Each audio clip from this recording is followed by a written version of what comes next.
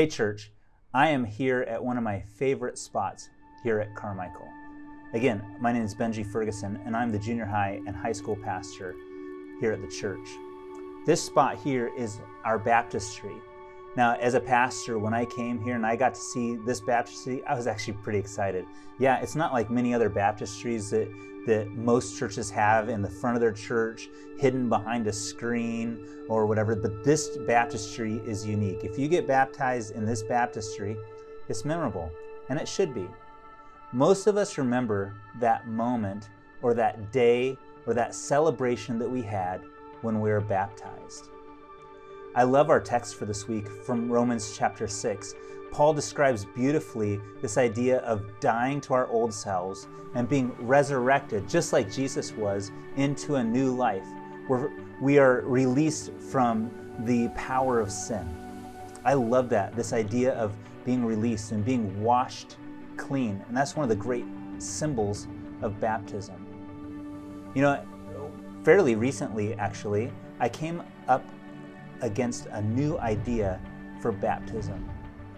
In a lot of Jewish thought, there was actually three different baptisms. There's, first of all, a heart baptism.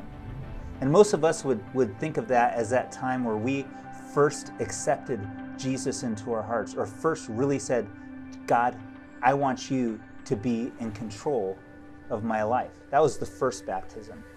The second baptism is the baptism that we normally dunk each other in the water for. We wash clean, the one that Paul is often talking about when he's talking about this washing, like in Romans chapter 6. And that's a very public and important step in our walk with God.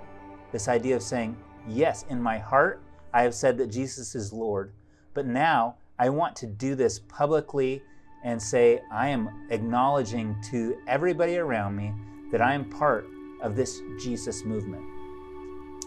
Finally, in the Bible, in the New Testament, we come up with this really interesting another baptism, a third baptism. It's a spirit baptism. Now, this spirit baptism might not be the baptism that we often think about when we think of baptism, but it's also very clear from the apostles. They said, repent and be baptized in the book of Acts, chapter 2, verse 38.